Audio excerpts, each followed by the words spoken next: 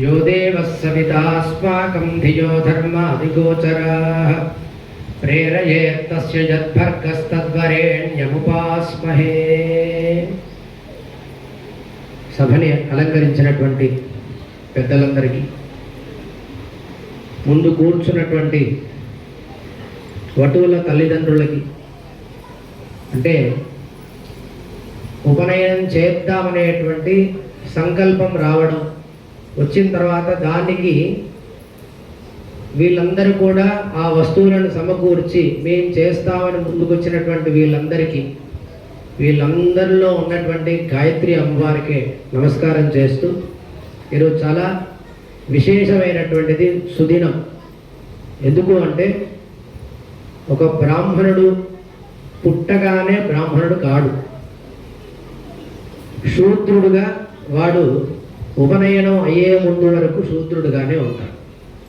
ఎప్పుడైతే ఉపనయనం అవుతుందో ఉపనయనంలో చెప్తారు, ద్విజత్వ సిద్ధ్యర్థం బ్రహ్మతేజస ప్రాప్త్యర్థం సకల శ్రౌత స్మార్త నిత్య కర్మ అనుష్ఠాన అధికార యోగ్యత సిద్ధ్యర్థం యజ్ఞోపవీత ధారణం కరిష్యే అని చెప్తారు సంకల్పం.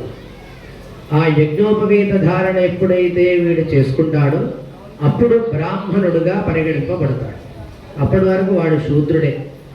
ఉదయాన్నే మనం చెప్పుకున్నాం, ఒక బ్రాహ్మణుడు పుట్టినప్పటి నుంచి ఉపనయనమైనంత వరకు కూడా ఎన్ని పాపాలు చేస్తాడో, ఆ పాపాలు చేసినందుగా శరీరం ఎంత పాప భూయిష్టం అవుతుందో, దానివల్ల ఈ ఉపనయనం అధికారం రావాలంటే మనము దానం చేస్తే శరీర శుద్ధి అవుతుంది. స్వర్ణము, ఆజ్యము, ధాన్యము, అట్లాగే పాహిత్రయోదశ హోమాలు చేస్తే అవుతుందని మనం ఇక్కడ ఇంత సమయాన్ని వెచ్చించి మనం ఉపనయన సంస్కారం చేసుకున్నాం. ఉపనయనం సంస్కారం చేసుకున్న తర్వాత కూడా మనం ఇలాంటి కర్మలు చేస్తే ఇంక ఉపనయనం చేసుకున్నందుకు ఎలాంటి ఫలితం ఉండదు. ఉపనయనం చేసుకోగానే మనం చేయవలసింది ఏంటి, అసలు ఎందుకు చేసుకోవాలంటే ఉపనయనం దేనివల్ల? మంత్రం ఎక్కడ ఉంటుంది అంటే బ్రాహ్మణుల్లో ఉంటుంది. బ్రాహ్మణుడుగా పరిగణింపబడాలంటే యజ్ఞోపవీత ధారణ జరగాలి. ఆ యజ్ఞోపవీత ధారణ జరిగిన తర్వాత వీరికి ఏం అధికారం వస్తుంది అంటే గాయత్రి ఉపదేశం తీసుకునేటువంటి అధికారం వస్తుంది. అన్ని మంత్రాల్లో కల్లా విశేషమైనటువంటి మంత్రం ఏంటంటే గాయత్రి మంత్రం అన్నారు. ఆ మంత్రం తీసుకున్న తర్వాత కూడా మనం ఇష్టారాజ్యంగా ఉంటే ఇంతగా మనం చేసుకున్నటువంటి ఆ గాయత్రి అమ్మవారిని ఇబ్బంది పెట్టినట్టుగా అవుతుంది. కాబట్టి వీళ్ళందరూ కూడా రిటైర్డ్ అయినటువంటి ఎస్బీఐ మేనేజర్లు, దానికంటే విశేషమైనటువంటి పదవుల్లో ఉన్నటువంటి వాళ్ళకి ఇలాంటివి ఏం అవసరం లేదు. ఇంట్లో కూర్చొని రామకృష్ణ అనుకోవచ్చు, గాయత్రి జపం చేసుకోవచ్చు, 1,00,000 గాయత్రి, 1,00,00,000 గాయత్రి ఇవన్నీ చేసుకోవచ్చు. ఇవన్నీ చేసుకోవాలని ఉన్నా మీలాంటి వాళ్ళందరినీ కూడా ఒక్క దగ్గరికి చేర్చి ఈ గాయత్రి అమ్మవారి యొక్క అనుభవం మీ అందరికీ తెలియజేయాలనేటువంటిది వాళ్ళలో ఉన్నది. అంటే కనుక 60 సంవత్సరాలు పైబడ్డ వాళ్ళకే అట్లా ఉంటే మనం ఇంకా ఎంత చేయాలి ఈ గాయత్రి మంత్రాన్ని? కేవలం ఇంతకుముందు సంతోష్ శర్మ గారు చెప్పారు కదా, వాటికి ఉపనయనం చేసేసాము, వాటికి ఒక ఫోన్ ఇచ్చి ఇంట్లోకి పంపించేసామా అంటే కాదు. ఈ రోజు నుంచి మనం కూడా ఒక దీక్ష తీసుకోవాలి. ఏమని? ఖచ్చితంగా మేము సంధ్యావందనం చేస్తాము, మాతో పాటు మా పిల్లవాడిని కూడా సంధ్యావందనం చేయిస్తాం. చేయించడం వల్ల ఏంటి ఫలితం వస్తుంది అంటే పితృరుణము, ఋషి రుణము, అట్లాగే దేవరుణము అనేటువంటివి తీరాలి. అంటే కనుక ఈ సంధ్యోపాసన, ఈ గాయత్రి ఉపాసన చేయాల్సిందే. ఇది చేస్తే కనుక ఈ 3 ఋషి రుణము, అట్లాగే దేవరుణము, పితృరుణం అనేటువంటివి తీరుతాయి. ఎట్లా తీరుతుంది ఋషి రుణము అంటే మనం వేదం నేర్చుకోవడం వల్ల ఋషి రుణం తీరుతుంది. దేవరుణం ఎట్లా తీరుతుంది? యజ్ఞ యాగాది కర్మలు చేయడం వల్ల దేవుడి యొక్క రుణం తీరుతుంది. అట్లాగే పితృరుణం ఎట్లా తీరుతుంది? శ్రాద్ధాది కర్మలు ఆచరించడం వల్ల తీరుతుంది. ఈ శ్రాద్ధాది కర్మలు ఆచరించాలన్నా, యజ్ఞ యాగాది కర్మలు చేయాలన్నా, అట్లాగే మనం వేదాధ్యయనం చేయాలన్నా ఈ 3టికి మూలం ఏంటి అంటే ఈ గాయత్రి ఉపాసనే. కాబట్టి మనం ఖచ్చితంగా గాయత్రి ఉపాసన చేస్తే సంధ్యా స్నానం, జపోహోమం, దేవతానాంచ పూజనం, ఆతిథ్యం వైశ్వదేవంచ షట్కర్మాని దినే దినే అని ఒక బ్రాహ్మణుడి యొక్క నియమాన్ని చెప్పబడింది శాస్త్రం. సంధ్య, అట్లాగే స్నానం, జపం, హోమం, దేవత యొక్క పూజ, వైశ్వదేవం. ఎవరైనా అతిథులు వచ్చారంటే వాళ్ళని పూజించి వాళ్ళకు మనం భోజనం పెట్టాలన్నా కూడా వీటన్నిటికీ మూలం గాయత్రి ఉపాసన. కాబట్టి ఇంతకుముందు ఉన్నటువంటి వాళ్ళు ఒకరు అడిగారు, ఆ తిష్ఠే, ఈ రాయి ఉంది కదండి, ఈ రాయిని ఎందుకు తొక్కిస్తున్నారు, దీనివల్ల ఫలితం ఏంటి అని అడిగారు. ఈ ఉపనయనం అయిపోయిన తర్వాత చివరిలో యస్మిన్ భూతం చ భవ్యం చ సర్వే లోకా సమాహితాః తేన గృహ్ణామి త్వామహం మహ్యం గృహ్ణామి త్వామహం ప్రజాపతినా త్వామహ్యం గృహ్ణామి శ్రీకృష్ణ శర్మన్ అని చెప్తారు. ఉపనయనం అనేటువంటి శబ్దానికి, ఆ పదానికి అర్థం ఏమిటి అంటే దగ్గరికి చేర్చుట. ఎవరికి దగ్గరికి చేర్చుట అంటే గురువు గారి సమీపానికి చేర్చు. ఈ ఉపనయనం చేసుకోవడం, వేదాధ్యయనం చేసుకోవడం కోసమే ఉపనయనం. ఇక్కడి నుంచే వాటిని గురుకులానికి పంపించేయాలని చెప్తారు. ఆ గురుకులానికి వెళ్ళిన తర్వాత ఈ తల్లిదండ్రులు 8 సంవత్సరాలు, 10 సంవత్సరాలు, 12 సంవత్సరాలు పెంచిన తర్వాత వాడిని ఒక గురుకులానికి పంపించాలి అంటే కనుక వాడికి బాధ, తల్లిదండ్రులకి బాధ. ఈ బాధలో ఉన్నటువంటి వాడి శరీరము, అట్లాగే వాడి మనస్సు, హృదయం గట్టిగా ఉండాలిరా. ఆతిష్ఠేమశ్మా నమశ్మే వత్వగ్గు స్థిరో భవ అభితిష్ఠమృతన్యత సహస్వమృతనాయత అని ఆ రాయిని తొక్కిస్తాడు. అట్లాగే మేఖలా ధారణం చేయిస్తారు, దండం పట్టిస్తారు, అట్లాగే అజినం వేస్తారు. అజినం అంటే మనం ఇప్పుడు చిన్న ముక్క పెడుతున్నాం, వాడికి పైనుంచి ఉత్తరీయంలాగా అజినాన్ని వేయాలి అని శాస్త్రం చెప్తుంది. ఇలాంటివన్నీ కూడా చేయాలి అంటే దేనికోసం చేస్తున్నామంటే మన బ్రాహ్మణత్వం నిలవడం కోసం, మన ఈ మార్గంలో నడవడం కోసం ఏం కావాలి అంటే గాయత్రి అమ్మవారి యొక్క అనుగ్రహం కావాలి. ఆ అనుగ్రహం ఉంటేనే ఇక పైన ఉన్నటువంటి ఏ కర్మలు చేయాలన్నా, వేదాధ్యయనం చేయాలన్నా, లేకపోతే వేరే ఇంకొకటి వాడు SBI మేనేజర్ కావాలన్నా, లేకపోతే ఇంకేదైనా కావాలన్నా, మేధావిలాస వాక్పటుత్వాలు కావాలంటే గాయత్రి అమ్మవారి యొక్క అనుగ్రహం కావాలండి. అందుకోసం ఇవన్నీ కూడా మేము చేస్తున్నామని వాళ్ళందరూ చెప్పారు. ఇక్కడ ఉన్నటువంటి వాళ్ళందరూ సహకరించారు. నా గురించి పెద్దగా చెప్పారుగా, నేను అంత పెద్ద మహత్వం కలిగినటువంటి వాడిని కాదు. ఇక్కడ ఉన్నటువంటి నాతో పాటు వచ్చినటువంటి స్నేహితులందరూ కూడా నాలాగా ఇలాంటివి ఎన్నో చేయించినటువంటి వాళ్ళు. వాళ్ళందరూ ఇంట్లో కూడా నిత్యం అనుష్ఠానం చేసేటువంటి వాళ్ళు. వాళ్ళందరూ కూడా వచ్చి మీకు చేయించారు అంటే అది మీ పూర్వజన్మ సుకృతంగా భావించి మీరు ఈ రోజు నుంచి ఖచ్చితంగా ఒక నియమాన్ని తీసుకొని గాయత్రి ఉపాసన మీరు చేయాలి, మీ అబ్బాయితోని చేయించాలనేటువంటి ఒక కంకణం కట్టుకోండి. ఖచ్చితంగా చేయండి. మునుముందు మీరు ఇది చేసినందుకు గాను వాడికి మంచి భవిష్యత్తు ఉంటుంది. అట్లాగే ప్రణవ శ్రద్ధ మేధా జనాలు వారికి కలుగుతాయనేటువంటి భావంతో రామభద్ర స్వామి యొక్క అనుగ్రహం ఈ పిల్లలందరిపైన ఉండాలి. అలాగే ఈ మనమందరం అనేటువంటి బ్రాహ్మణ పరిషత్ వాళ్ళకు కూడా మునుముందు ఇలాంటి కార్యక్రమాలు మంచివి చేయాలి, దాంట్లో మేము కూడా పాల్గొనాలి. వాళ్ళకి ఆ శక్తిని, భక్తిని, శ్రద్ధను అన్ని ఇవ్వాలని ఈ సభాముఖంగా కోరుకుంటూ నా వారికి విరామం. తదుపరి మా మహాదేవన్న రిక్వెస్ట్ ఏంటంటే మనమందరం, ఎందుకంటే వారు ఏదైనా మాట్లాడగలుగుతారు, ప్రపంచంలో ఇంగ్లీష్లో, హిందీలో, అలా ఏ భాషలోనే మాట్లాడగలుగుతారు. ఎందుకంటే ఇంత కార్యక్రమం చేశాం కాబట్టి ఈ ఉపనయనం గురించి, సంధ్యావందనం గురించి చెప్తూ మనమందరం బ్రాహ్మణ సేవా సమితి గురించి కూడా ఒక 2 మాటలు చెప్పవలసిందిగా కోరుతున్నాం.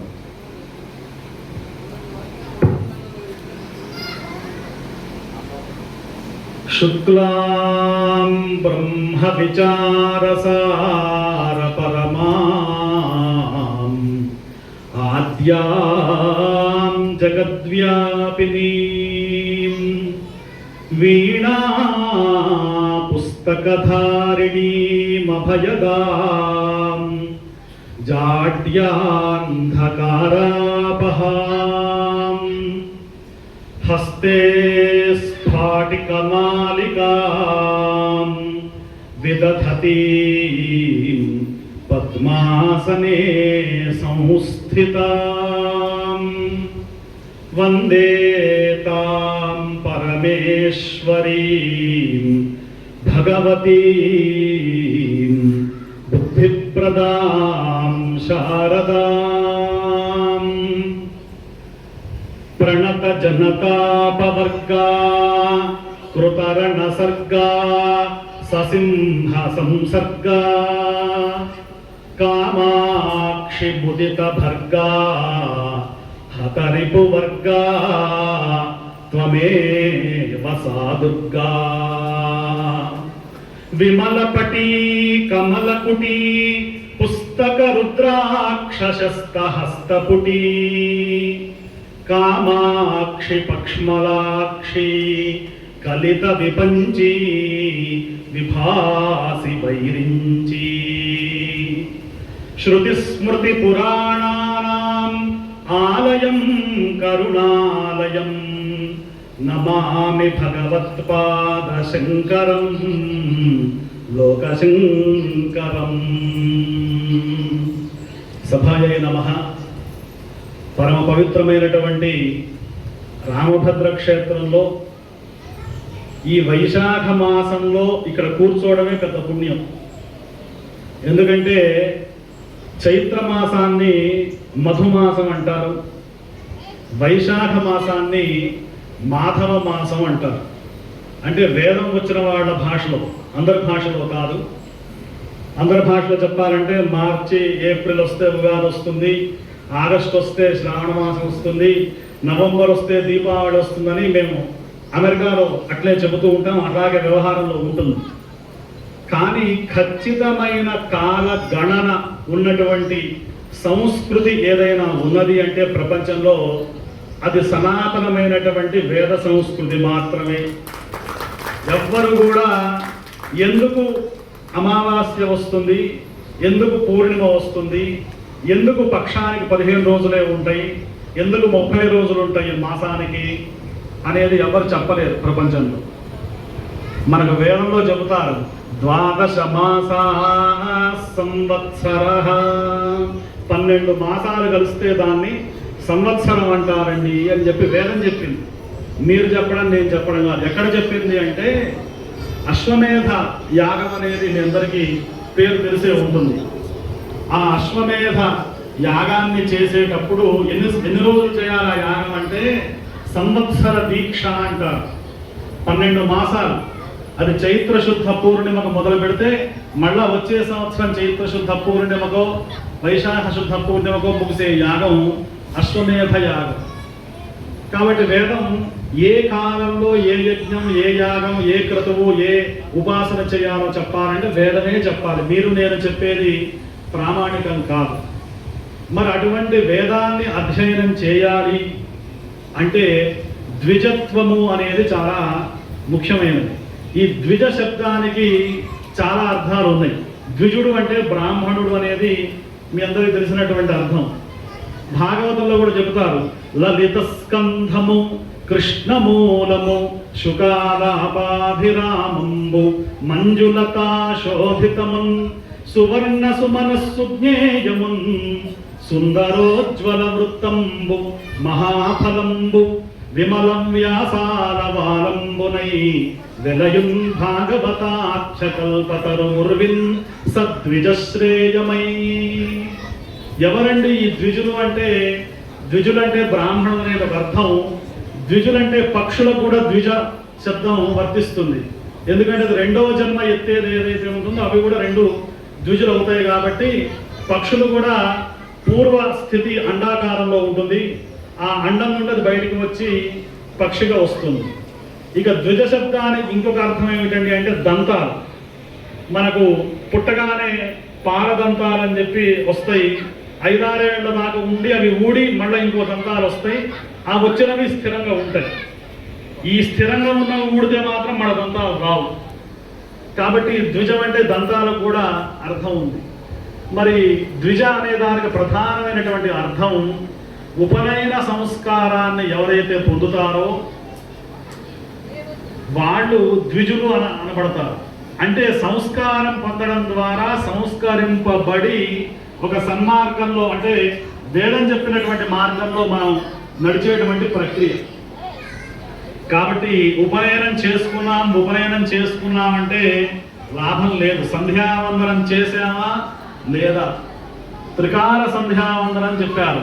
సంధ్యాహీనో అశుచిర్నిత్యం అనర్హ సర్వకర్మణి అహరహ సంధ్యాముపాసీత నవేదం విప్రవర్జయేత్ అని చెప్పి ధర్మశాస్త్రాలు చెబుతూ ఉన్నాయి. అంటే సంధ్యావందనం చేయనటువంటి వాడు, సంధ్యాహీనుడైనటువంటి వాడు ఎవడైతే ఉన్నాడో వాడు అశ్వమేధ యాగం కాదు కదా, ఒక చిన్న పుల్ల ఇట్లా తీసి ఇట్లా పెట్టడానికి కూడా వాడు పనికిరాడండి, వాడిలో పవిత్రత ఉండదు అని చెప్పి వాడు అనర్హుడు, నాట్ ఎలిజిబుల్ ఫర్ ఎనీథింగ్ అని చెప్పి చెప్పారు. కాబట్టి సంధ్యావందనం అనేది, సంధ్యోపాసన అనేది నేను మామూలుగా ఎప్పుడు చెబుతూనే ఉంటాను. ఉపనయనం అంటే సరే జ్ఞాన మార్గానికి గురుకులానికి దగ్గరగా వెళ్ళడం ఒక అర్థమైతే, మనకు బొట్టు పెట్టుకుంటాం మనమంతా. అందరికి ప్రపంచంలో 2 కళ్ళు ఉంటే భారతీయులకు 3 కళ్ళు ఉంటాయని చెబుతూ ఉంటారు. ఎందుకంటే మనకు జ్ఞాన నేత్రం, అంతర్నేత్రం అనేది ఒకటి ఉంది. అందుకే అమ్మవారిని కూడా అంతర్ముఖ సమారాధ్య బహిర్ముఖ సుదుర్లభ అని చెబుతారు. మీరు లోకం ఈ 2 కళ్ళతో ఎంత విజ్ఞానాన్ని చూసినప్పటికీ అంతర్నేత్రం, మనోనేత్రం, జ్ఞాననేత్రం చేత మీరు ఒకసారి లోపల చూస్తే ఈ ప్రపంచం యొక్క తత్వం, భగవంతుడి యొక్క తత్వం, పంచభూతాల యొక్క తత్వం మొత్తం మీకు కనబడాలంటే మీరు జ్ఞాననేత్రం ద్వారా మాత్రమే చూడగలుగుతారు, చూస్తేనే అర్థమవుతుంది. అటువంటి జ్ఞాననేత్రాన్ని తెరిపించేటువంటి ముహూర్తమే మన రామభద్ర క్షేత్రంలో మనమందరం బ్రాహ్మణ సేవా సమితి ద్వారా ఈ వైశాఖ మాసంలో చాలా విశేషమైనటువంటి ఈ సమయంలో బ్రహ్మశ్రీ శశిధర శర్మ గారి ద్వారా, బ్రహ్మశ్రీ పండరి సంతోష్ కుమార్ శర్మ గారి యొక్క ఆధ్వర్యంలో ఇంత చక్కగా ఈ వేదికలో జరిగింది అంటే ఈ కార్యనిర్వాహకులు మీ అందరికీ కూడా ప్రత్యేకమైనటువంటి ఆశీర్వచనాలు నేను ఈ సందర్భంగా మనమందరం బ్రాహ్మణ సేవా సమితి వాళ్ళకి తెలియజేస్తున్నాను. మీరందరూ ఒకసారి వీళ్ళ గట్టిగా కరతాళధ్వనితో మీ యొక్క శుభాశయాలు తెలపాలి. ఎందుకంటే ఈ రోజుల్లో ఉపనయనం చేసుకోవడం అంటే చాలా ఖర్చుతో కూడినటువంటి విషయం. అందరికీ ఆర్థికంగా వెసులుబాటు ఉంటుంది, ఉండొచ్చు, ఉండకపోవచ్చు. కానీ వీళ్ళందరూ కూడా ఈ స్టేట్ బ్యాంక్ ఆఫ్ ఇండియాలో పనిచేస్తూ మన ధర్మానికి ఏదైనా చేయాలి అనేటువంటి కంకణం కట్టుకుంటేనే వీళ్ళు ఈ కార్యక్రమాన్ని చేయగలుగుతారు తప్ప ఏదో మొక్కుబడిగానో, ఏదో ఎవరో పొగుడుతారనో, లేదా ఎవరో మీరు నాగమోహన్ గారు మీరు చాలా గొప్ప పని చేస్తున్నారు, లేదా నాగరాజ శర్మ గారు మీరు గొప్ప పని చేస్తున్నారు అనడానికి వీళ్ళు చేయట్లేదు. మన ధర్మం, బ్రాహ్మణ ధర్మం, సనాతన వేద ధర్మం ముందుకు వెళ్ళాలి అంటే ఉపనయన సంస్కారమే మొట్టమొదటి సంస్కారం. మనకున్నటువంటి 16 సంస్కారాల్లో ఉపనయనం చాలా ప్రధానం. వివాహం అనేది కూడా సంస్కారమే, కానీ చాలా వేడుకగా పెద్దగా మనం దాన్ని సెలబ్రేట్ చేసుకుంటూ ఉంటాం. కానీ మనమందరం బ్రాహ్మణ సేవా సమితి ద్వారా శంకరాచార్యుల వారి ఫోటో వేశారు. శంకరాచార్యుల వారు ఉంటే ముక్కోడి దేవతలు అక్కడ ఉన్నట్టే లెక్క. ఎందుకంటే సాక్షాత్తు శివశక్త్యాయుక్తో యది భవతి శక్తః ప్రభవితుం నచే దేవం దేవో నఖలు కుశల స్పందితుమపి అని చెప్పినటువంటి ఆచార్యులు మనకు ఈ ధర్మం ఇట్లా ఉంది అంటే శంకరాచార్యుల వారు పెట్టినటువంటి భిక్ష అని చెప్పడంలో ఏమాత్రం కూడా సందేహం లేనటువంటి విషయం. పక్కనే నడిచే దేవుడు అపార కరుణా సింధుం జ్ఞానదం శాంతరూపిణం శ్రీ చంద్రశేఖర గురుం ప్రణమామి ముదాన్వహం కాంచి కామకోటి పరమాచార్య స్వామి మన ధర్మానికి ఎంతో గొప్ప సేవ చేశారు ఆ రోజుల్లో వేదం చదువుకునేటువంటి వాళ్ళకి. కాబట్టి వారి యొక్క గురువుల యొక్క అనుగ్రహాన్ని తీసుకొని మనమందరం బ్రాహ్మణ సేవా సమితి ఈ రామభద్ర క్షేత్రంలో ఉపనయనంతో పాటు ఇందాక పెద్దలు చెప్పారు, విద్య విషయంలో, వైద్యం విషయంలో, అలాగే ఇంకా అనేకమైనటువంటి విషయాల్లో మేము ఈ సహాయ కార్యక్రమాలు, సేవా కార్యక్రమాలు చేస్తున్నామని చెప్పారు. నేను ఈ రామభద్ర క్షేత్రంలో ఒకే ఒక మాట మీ అందరి ముందు చెబుతున్నాను. మీరు అతి త్వరలో సామూహిక వివాహ మహోత్సవాలు కూడా మనమందరం బ్రాహ్మణ సేవా సమితి ద్వారా నిర్వహించుగాక, రామచంద్ర స్వామి అనుగ్రహం మీ మీద ప్రసరించుగాక అని చెప్పి తెలియజేస్తూ, ఎందుకంటే ఇది గొప్ప పుణ్యం. మీరు చేస్తున్నటువంటి ప్రక్రియ చాలా గొప్ప పుణ్యం. కొంతమందికి శక్తి ఉంటుంది, శక్తి లేదు. నిజంగా శక్తి లేని వాడిని అందుకుంటే మీకు ఎంత పుణ్యం వస్తుందంటే, మీకు, మీ పిల్లలకి, మీ వంశానికి ఈ మనమందరం బ్రాహ్మణ సేవా సమితిలో 116 డొనేషన్ ఇచ్చిన వాళ్ళకు కూడా పుణ్యమే, అంతకు మించి ఇచ్చిన వాళ్ళకు కూడా పుణ్యమే. ఎందుకంటే ఇది సామాన్య వేదిక కాదు. రామభద్ర క్షేత్రం మీరు కూర్చున్నటువంటి వేదిక సహస్ర చండీ యాగం జరిగింది మొన్ననే ఇక్కడ. దాదాపు 600 మంది బ్రాహ్మణులు ఇదే ప్రాంగణంలో కూర్చొని మేము మొన్న సహస్ర చండీ యాగం డిసెంబర్ నెలలో చేశాం. ఆ అమ్మవారి యొక్క తరంగ శక్తి, మంత్ర తరంగాల యొక్క శక్తి ఇక్కడ ఉంది రామభద్ర క్షేత్రంలో.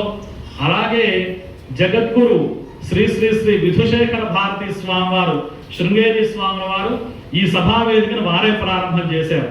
నవంబర్ నెలలో ప్రారంభం చేశారు. ఆ తర్వాత సహస్ర చండీ జరిగింది. ఇప్పుడు ఈ ఉపనయనాలు జరుగుతున్నాయి.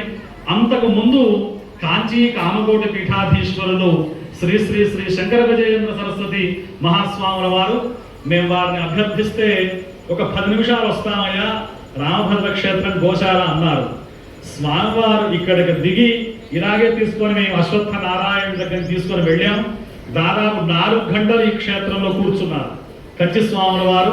అంత నచ్చింది వారికి. మేము ఎప్పుడు కంచి వెళ్ళినా కానీ అడుగుతారు, ఎన్ని గోవులు ఉన్నాయి, ఇప్పుడు పిల్లలు ఏమైనా పుట్టినాయా, ఎలా ఉన్నాయి, అంత ఆరోగ్యంగా ఉన్నారని వారు ప్రేమగా అడుగుతూ ఉంటారు.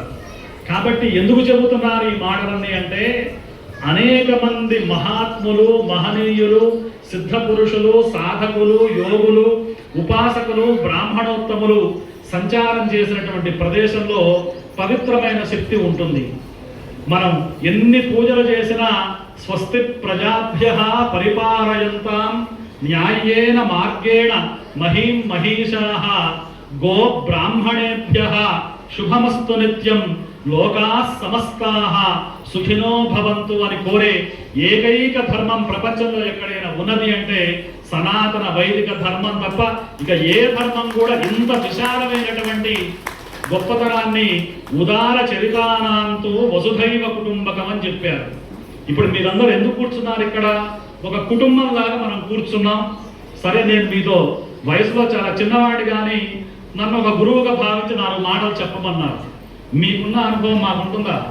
మీరు బ్యాంకులో ఎన్నో ఇన్ని రకాల సమస్యలు చూస్తూ ఉంటారు. కానీ మనం అందరం కూడా ఒక కుటుంబంగా భావించి ఈ కార్యక్రమం చేస్తూ ఉన్నాం. మీరు అత్యద్భుతంగా నిర్వహించారు. గొప్ప విషయం ఏమిటంటే ఇటువంటి ఆచార్యుడు మీకు దొరకడం మీ అదృష్టం. ఎందుకంటే ఆయన నేను పొద్దున్న నుంచి వింటున్నాను. శశిధర శర్మ గారు అద్భుతంగా, వారి టీం, వాళ్ళ బృందం, వాళ్ళందరికీ కూడా పేరు పేరున మనం కృతజ్ఞతలు తెలియజేయాలి. మనమందరం బ్రాహ్మణ సేవా సమితి తరఫున.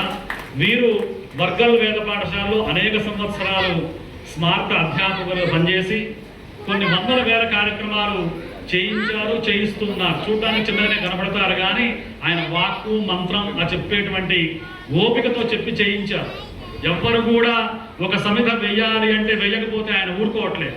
మీరు సమిధ వెయ్యాలండి, వేస్తేనే మంత్రం చెబుతా అని చెబుతున్నారు. కాబట్టి అంత ఓపికగా నేను ఒక్కటే మిమ్మల్ని కోరుతాను.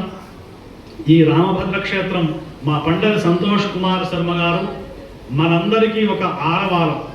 ఎందుకంటే శ్రీరాముడు అనేటువంటి ఇటువంటి ఒక వృక్షం కింద మనం కూర్చొని ఉన్నాం.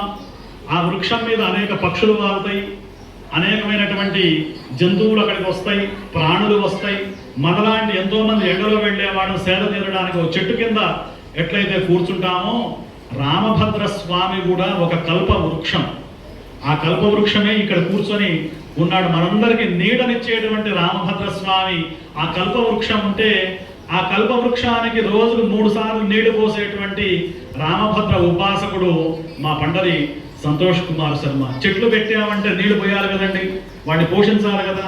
కాబట్టి ఇటు వేద పాఠశాల, అటు గోశాల, ఇటు రామభద్ర స్వామి, ముగ్గురిని ఆయన సమానంగా 3 కళ్ళలాగా ప్రేమిస్తూ చూసేటువంటి మా పండరి సంతోష్ కుమార్ శర్మ గారిని కూడా మనం కృతజ్ఞతలు చెప్పాలి. నేను మనమందరం బ్రాహ్మణ సేవా సమితికి చెప్పేటువంటి గొప్ప విషయం ఏమిటంటే, మీరు ఇంకా మన ధర్మాన్ని స్ప్రెడ్ చేయండి. వాట్సాప్ల ద్వారా ప్రసార మాధ్యమాల ద్వారా మీరు చేస్తుంది చాలా మంచి పని. మా సన్యాసరాజు గారి కార్యక్రమాలకు నేను మొన్న వచ్చి ఆశీర్వచనం చేశాను. మా నాగమోహన్ గారు, నాగరాజ శర్మ గారు, నాకు అందరికి పేరు పేరున మీ పేర్లు అందరూ నాకు తెలవు, వారు కూడా నాకు పరిచయం అయినారు. నేను చెప్పేది ఒకటే, ఈ ధర్మాన్ని మీరు ఇంకా ముందుకు తీసుకువెళ్ళండి. ఇవాళ 14 మందో 16 మందో వటువులతో మీరు చేశారు. మీరు త్వరలో 100 మంది వటువులతో ఈ ఉపనయన కార్యక్రమం నిర్వహించుగాక. మీరు ఆభరణ హస్తం ద్వారా గత 5 సంవత్సరాల నుండి ఇది 6వ సంవత్సరం. అంత సుబ్రహ్మణ్య స్వామి సంఖ్య జరుగుతున్నది. ఇక్కడే సుబ్రహ్మణ్య స్వామి ఉన్నాడు. ఇవాళ 6వ తేదీ కూడా కావడం. కాబట్టి ఈ ఆభరణ హస్తం ద్వారా మీరు చేస్తున్నటువంటి కార్యక్రమాలు, ఈ సామూహిక ఉపనయనాలు, అలాగే సామూహిక వివాహాలు, అట్లాగే విద్యకి వైద్యానికి నేను ఇంకొక అంశం మీ దాంట్లో ఉందో లేదో నేను చేరుస్తున్నాను. ఇప్పటికిప్పుడు నాకు స్వామి చెబుతున్నాడు, జీర్ణోద్ధరణ, దేవాలయాలు ఏవైనా జీర్ణమైనటువంటివి, శిథిలమైనటువంటివి, అర్చకులు సరిగా లేక అర్చకులు ఎవరైనా బాధల్లో ఉంటే దాన్ని కూడా మీ యొక్క ప్రిఫరెన్స్ లిస్టులో చేర్చుకొని దానికి కూడా మీరు సేవ చేయాలి అని చెప్పి నేను మిమ్మల్ని ప్రత్యేకంగా కోరుతూ ఈ కూర్చున్న తల్లిదండ్రులని వటువులకి ఒక చిన్న సూచన చేసి ముగిస్తాను. ఉపనయనం ఇంత అద్భుతంగా చేసుకున్నారు. ఇంకొక 5 నిమిషాల్లో షడ్రసోపేతమైన భోజనం మనకు రామభద్ర ప్రసాదం ఉన్నది. నా చిన్న ప్రార్థన అనుకోండి, ఆదేశం అనుకోండి, రిక్వెస్ట్ అనుకోండి, మీ పిల్లల చేత త్రికాల సంధ్యావందనం చేయించండి. ఖచ్చితంగా మీరు ఈ ఉపనయనం చేసుకున్న దానికి ఫలితం సంధ్యావందనం చేస్తేనే. బ్రాహ్మణుడు అయినటువంటి వాళ్ళు మీరందరూ చెయ్యి ఇట్లా పెట్టండి. పిల్లల తల్లిదండ్రులు ఒకసారి ఇట్లా చేయబెట్టాలి. అందరూ ముందు ప్రతిజ్ఞ తీసుకోవాలి. అందరూ కూడా, ముఖ్యంగా తల్లి, తండ్రి, అబ్బాయి, మేమందరం కూడా ఇవాళ నుండి నిత్య సంధ్యావందనం చేస్తాం అని చెప్పి మీ అందరూ కూడా, సభ్యులు కూడా చూడండి, వీళ్ళంతా పెద్ద పెద్ద వాళ్ళందరూ మనం బ్యాంకుల్లోకి వెళితే వీళ్ళ దర్శనం కావడానికి మనం బయట నిలబడాలి. వాడు చీఫ్ మేనేజర్లో అవి పదవులు ఉంటాయి, వాళ్ళకి జిఎం, ఏజిఎం ఏదో అంటారు. వాళ్ళు ఇంత సింపుల్గా మన ముందు కూర్చొని మనకి కార్యక్రమాన్ని చేస్తున్నారు. వాళ్ళు ప్రతిజ్ఞ చేస్తున్నారు, మనందరం ప్రతిజ్ఞ చేయాలి రాముడి ముందు. మేము ప్రతిరోజు సంధ్యావందనం చేస్తాం, త్రికాల సంధ్యావందనం చేస్తాం. ఒకవేళ మధ్యాహ్నం కుదరకపోతే పొద్దున సాయంత్రం ఖచ్చితంగా చేస్తాం అని చెప్పి ఒక ప్రతిజ్ఞ తీసుకోండి. ఎందుకంటే మనకు బ్రాహ్మణులకు భగవంతుడు ఇచ్చినటువంటి వరం గాయత్రి అనుష్ఠానం. నగాయత్ర్యా పరం మంత్రం నమాత పరదైవతం అని చెప్పి శాస్త్రాలు చెబుతూ ఉన్నాయి. గాయత్రి మంత్రాన్ని మించినటువంటి మంత్రం, తల్లిని మించిన దైవం ప్రపంచంలో ఎక్కడా లేవండి లేవండి లేవండి అని చెప్పారు. కాబట్టి మరి మీకు గాయత్రి మంత్రాన్ని ఇందాక శర్మ గారు బ్రహ్మోపదేశం చేశారు, గాయత్రి ఉపదేశం చేశారు. సుప్రజా ప్రజయా భూయాసగం సువీరో వీరై అని చెప్పి చెప్పారు ఉపదేశం. కాబట్టి ఇన్ని ఉపదేశాలు పొందిన మీదట దీన్ని మరవడానికి వీల్లేదు. ఈ పంచశిఖలతోనే ఉండాలి, శిఖ పెట్టుకోవాలి. ఖచ్చితంగా ఉదయం సాయంత్రం మీరు సంధ్యావందనం చేయాలి. ఆ మంత్రం కనుక మీరు తల్లిదండ్రుల బాధ్యత. దీనికి కొంత శుచి అనేటువంటి నియమం ఉంటుందమ్మా. మీరు పిల్లలకు సహకరించాలి. స్త్రీలు మనకు శాస్త్రంలో ఏవైతే ఇది శుచి, ఇది అశుచి, ఇది పవిత్రం, ఇది అపవిత్రం అని ఎట్లయితే మనకు ఉన్నాయో అది మీ అందరికీ తెలుసు. అది పిల్లల చేత మీరు తప్పకుండా ఆచరించి అగ్ని కార్యం కూడా చేయిస్తే బ్రహ్మవర్చస్సు వస్తుందట.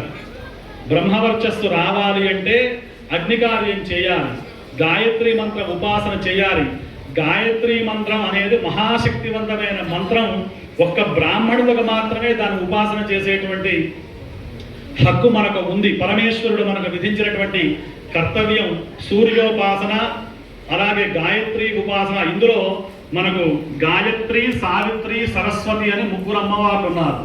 చెప్పడానికి 3 అమ్మవార్లే కానీ ఒకే అమ్మవారు. ఇందాక వారు చెప్పారు ప్రణవ, శ్రద్ధ, మేధ అని చెప్పి మీతో చేయించారు. కాబట్టి ఉపనయనం తర్వాత జీవితం టర్న్ అవుతుంది. రాసి పెట్టుకోండి మీరు ఎవరైనా కూడా, సువర్ణాక్షరాలతో లిఖించదగ్గ అంశం.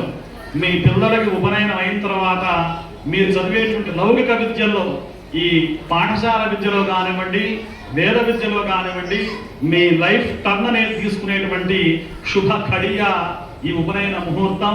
కాబట్టి మీరు చక్కగా జీవితంలో పైకి రావాలి. మీరు గొప్పవాడైన తర్వాత మనమందరం బ్రాహ్మణ సేవా సమితిని మీరందరూ గుర్తుంచుకోవాలి. మీరు కూడా ఇటువంటి ధార్మికమైనటువంటి అనేకమైనటువంటి కార్యక్రమాలు చేయాలి అని చెప్పి రామభద్ర స్వామి వారిని వేడుకుంటూ మరొక్క మారు మనమందరం బ్రాహ్మణ సేవా సమితి కార్యవర్గ సభ్యులందరికీ కూడా శుభాకాంక్షలు, శుభాభినందనాలు రామభద్ర క్షేత్రం తరపున తెలియజేస్తూ స్వస్తి.